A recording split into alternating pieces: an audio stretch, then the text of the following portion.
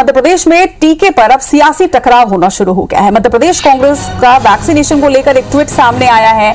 कांग्रेस का कहना है कि टीके के बिना कि तीसरी लहर से कैसे निपटा जाएगा। वैक्सीनेशन अभियान फेल हुआ, यह भी कांग्रेस का कहना है। साथ ही इस पर नरोत्तम मिश्रा का बयान सामने आया है। उनका कहना है कि आंखों में पीत दोष हो जाता है और चंद्रमा भी पीला दिखाई देता है। अगर हम इतने ही गलत हैं तो लगातार आखिर कैसे जीत रहे हैं। कांग्रेस आपदा में अवसर देख रही है।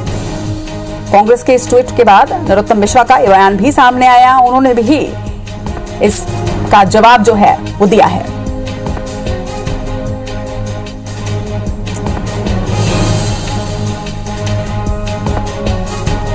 जब पीत दोष हो जाता है आंखों में तो चंद्रमा भी पीला ही दिखाई देता है। ये पीत दोष ही है कि इन्हें हर काम में कमी ही नजर आई। मुझे नहीं मालूम कि आज तक कभी उनने किसी काम की तारीफ की हो। और कमलनाथ जी, अगर हम इतने ही गलत हैं तो लगातार जीत कैसे रहे हैं। चलिए, इस खबर पर ज्यादा चर्चा के लिए हमारे साथ बीजेपी और कांग्रेस दोनों के ही नेता जुड़ रहे हैं। बीजेपी से हमारे साथ हितेश वाजपेयी जी और कांग्रेस से रवि सक्सेना जी। आप दोनों का ही बहुत बहुत स्वागत है IBC 24 में। नमस्कार जी। नमस्कार। हितेश जी, पहला सवाल आप से करूंगी क्योंकि आरोप आपकी पार्टी पर लगा है। कांग्रेस का कहना है कि तीसरी लहर के लिए तैयार है तो कह रही है सरकार, लेकिन बिना टीकों के आखिर तीसरी लहर से निपटेंगे कैसे। साथ ही उन्होंने वैक्सीनेशन अभियान को भी पूरी तरह से फेल बता दिया है। देखिए, मैं आपके IBC 24 के माध्यम से कुछ तथ्य आपके जनता के लिए भी रखना चाहूंगा। जो कोवैक्सीन है उसका भारत बायोटेक की तरफ से जो उत्पादन है, एक तो उनके एक प्लांट करता था जिसको 4 किए जा रहे हैं, और इसके साथ में जो हमारा 1 करोड़ पर मंथ का प्रोडक्शन है वो बढ़कर 10 करोड़ हो जाएगा अक्टूबर तक, और इस लक्ष्य पे काम शुरू हो गया है। फिर जो हमारी 3 PSUs हैं जो काम कर रही हैं, उनका भी प्रोडक्शन लगभग 4 करोड़ डोजेस हो जाएगा दिसंबर में। फिर उसके बाद यदि हम देखें कोविशील्ड के उत्पादन को, जिसको जो 6.5 करोड़ के लगभग है, उसको बढ़ाकर 11 करोड़ डोजेस पर मंथ बढ़ाया जा रहा है।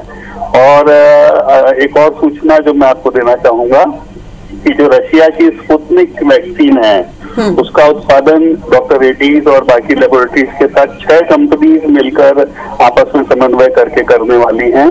और इसके अलावा भी लगभग 4 वैक्सीन और हैं जिसका उत्पादन भारत में होगा।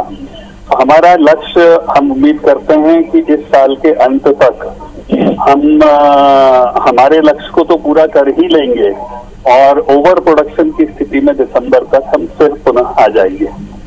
जी, चलिए, रवि सक्सेना जी भी हमारे साथ है। रवि जी, हितेश जी ने क्या कहा ये भी आपने सुना। उन्होंने अपनी पूरी तैयारी का ब्यौरा आपको दे दिया है, लेकिन कांग्रेस पार्टी पर भी आरोप लगा है कि कांग्रेस हमेशा ही आपदा में अवसर देखती है। ऐसा है क्या?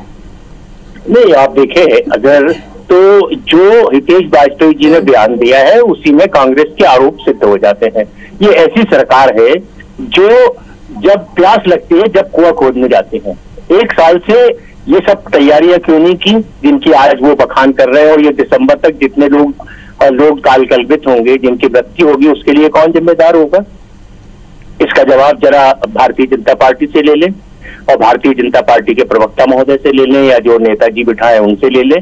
तब पूछ लें कि आज मई है, मई से दिसंबर, ये दिसंबर के आंकड़े दे रहे हैं, दिसंबर में जब ये सब सारी चीजें होंगी तो मई से लेकर दिसंबर तक जो 6-7 महीने होंगे, इन 7 महीनों की मौत का जिम्मेदार कौन होगा। जनता जो परेशान हो रही है, जो कालकल्पित हो रही है, जो शमशान और कब्रिस्तान भरे पड़े हैं, उनका जिम्मेदार कौन होगा। यही कांग्रेस पार्टी का आरोप है कि आप हमेशा आपदा में अवसर तो आप तलाशते हैं। भारतीय जनता पार्टी के जितने नेता हैं, आज आप देखें, चाहे रेमडेसिविर इंजेक्शन की बात हो, उसकी ब्लैक मार्केटिंग की बात हो, नकली इंजेक्शन की बात है, कौन लोग पकड़ा रहे हैं? भारतीय जनता पार्टी के लोग पकड़ा रहे हैं। ब्लैक फंगस के इंजेक्शन की ब्लैक मार्केटिंग के लिए कौन पकड़ा रहे हैं? भारतीय जनता पार्टी के लोग पकड़ा रहे हैं। बेड नहीं है उसके लिए कौन जिम्मेदार है? भारतीय जनता पार्टी की सरकार जिम्मेदार है। और ये कहते हैं कि हम जीत रहे हैं, तो अभी हाल ही में आपको हार मिली है, और हार भी ऐसी वैसी नहीं है, भारी बहुमत से जनता ने आपको हराया है।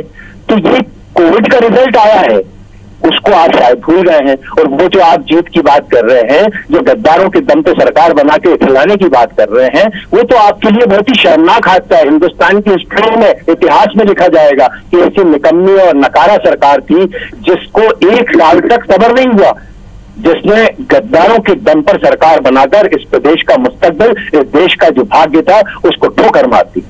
ये वो लोग हैं।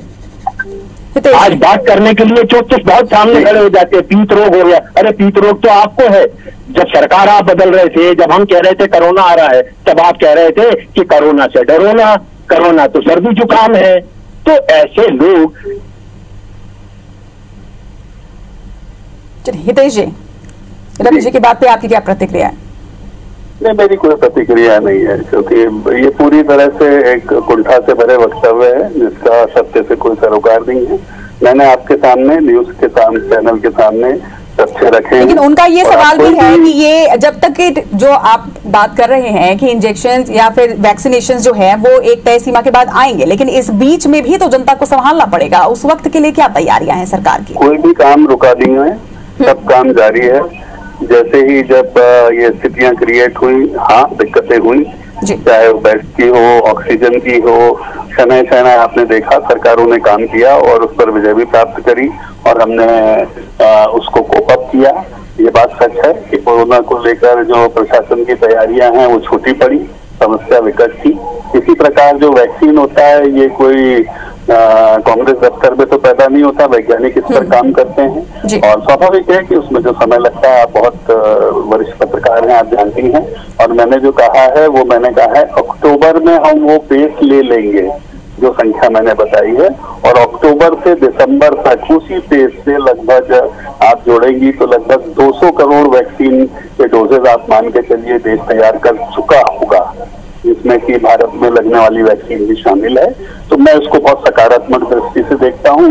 बाकी चूंकि कांग्रेस को कुछ करना ही नहीं है तो ठीक है, वो गालियां देते रहे, मुझे उससे कोई बहुत सरोकार नहीं है।